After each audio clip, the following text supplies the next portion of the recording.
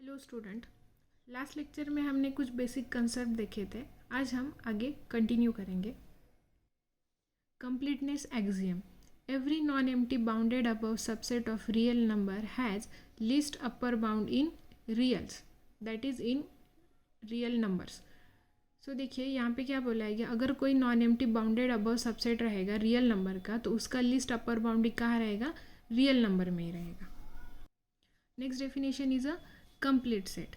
A subset yes of a real number is said to be complete if every bounded above subset of yes has least upper bound in yes. So complete set का क्या मतलब होगा? अगर कोई subset है real number का, उसको हम कंप्लीट कब बोलेंगे कि अगर उसका बाउंडेड अबव जो सबसेट है यस का, उसका क्या होना चाहिए? लीस्ट अपर बाउंड होना चाहिए उसी सेट में, which is in the yes. So तब उस सेट को हम क्या बोलेंगे? कंप्लीट सेट बोलेंगे। सो यहाँ पे हमने कुछ रिमार्क्स लिए हैं। In the view of above definition, the completeness axiom can be stated as the following manner: the set of R, that is a set of real number, is complete, and second one is Q is not complete. सो यहाँ पे देखिए completeness axiom में क्या बोला था कि अगर कोई बाउंडेड अबव सेट रहेगा तो उसका जो लिस्ट अपर बाउंड है वो क्या रहेगा? उसी सेट में रहेगा, यानी कि रियल नंबर्स में रहेगा। और कंप्लीट सेट में हमने क्या बोला था कि अगर किसी सेट को हम कंप्लीट कब बोलेंगे कि अगर उसका कोई बाउंडेड अबव सबसेट है, उसका जो लिस्ट अपर बाउंड है वो क्या होना चाहिए? सबसेट यस में ही होना चाहिए, तब हम उस सेट को क्या बोलेंगे? कंप्लीट सेट बोलेंगे। सो देखिए अगर हम इस दोनों डेफिनेशंस को अगर कंबाइन करते हैं तो हम क्या बोल सकते हैं कि the set of real number is also a complete set. Next definition is a equivalent set. Two set A and B are said to be equivalent if there exists one onto function from A to B, that is one correspondence. So देखिए दो set को equivalent set कब बोलेंगे? जब वहाँ पे एक function exist होना चाहिए from A to B such that वो फंक्शन कैसा होना चाहिए? वन भी होना चाहिए और ऑन टू भी होना चाहिए, तो उसको हम क्या बोलेंगे? One correspondence. अगर दो सेट में वन करस्पॉन्डेंस एग्जिस्ट हो रही हो तब हम उस सेट को क्या बोलेंगे? Equivalent set. उसका मतलब क्या होगा कि वहाँ पे हमें एक फंक्शन डिफाइन करते आना चाहिए या from subset from set A to B such that ये जो फंक्शन है यफ वो क्या होना चाहिए? वन होना चाहिए और ऑन टू होना चाहिए, तब हम उस दोनों सेट ए और बी को क्या बोलेंगे? Equivalent set. और उसको वो रिलेशन को हम क्या बोलेंगे? One correspondence. Next definition is a denumerable set. A set which is equivalent to set of natural number, it is called as denumerable set. So denumerable set मतलब क्या होना है? अगर कोई सेट A है उसको हम denumerable कब बोलेंगे? जो सेट है वो क्या होना चाहिए? सेट ऑफ नेचुरल नंबर से इक्विवेलेंट होना चाहिए। सो इक्विवेलेंट का क्या मतलब होता है कि वहाँ पे क्या होना चाहिए? एक फंक्शन एग्जिस्ट होना चाहिए f from A to N such that this function should be one and onto. तो यहाँ पे देखिए यहाँ पे क्या होना चाहिए? ए सेट को हम डीन्यूमरेबल कब बोलेंगे? वहाँ पे एक फंक्शन एग्जिस्ट होना चाहिए f from A to N such that f function कैसा होना चाहिए? वन होना चाहिए और ऑन टू होना चाहिए, तो अब हम कैपिटल ए को क्या बोलेंगे? Denumerable set. That is we can say that a set A is said to be denumerable if there exist one correspondence from A to N. Next definition is a countable set. A set is said to be countable if either it is finite or denumerable. So देखिए किसी भी set को हम countable कब बोलेंगे? या तो वो सेट फाइनाइट होना चाहिए या तो फिर वो सेट कैसा होना चाहिए? डीन्यूमरेबल होना चाहिए। ठीक है। सो डीन्यूमरेबल का क्या मतलब होता है कि जो सेट क्या होना चाहिए?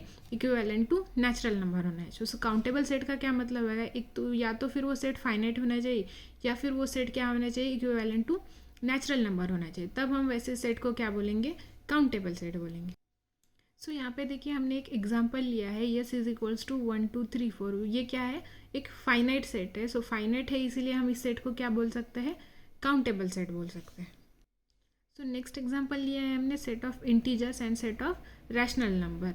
तो ये भी कैसे है? काउंटेबल सेट है because this two sets are equivalents to natural number, that's why this are the countable sets. तो देखिए यहाँ पे एक रिमार्क दिया हुआ है, every denumerable set is countable but every countable set is not denumerable. So इसका क्या मतलब होगा, देखिए डीन्यूमरेबल सेट है वो क्या हो सकता है, काउंटेबल सेट हो सकते हैं, लेकिन every countable set is not denumerable because countable set में फाइनाइट सेट भी आता है. So we can not say that the finite set is equivalent to natural number. So therefore we can not say that every countable set is denumerable, but we can say that every denumerable set is a countable set. ठीक है. So next definition is a uncountable set. A set which is not countable, it is called as uncountable set.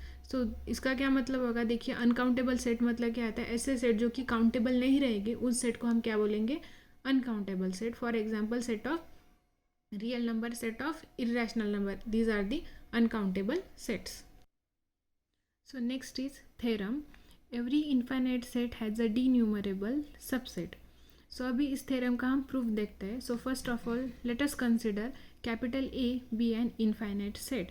Since A is non-empty set, so therefore there exists an element A1 belongs to capital A.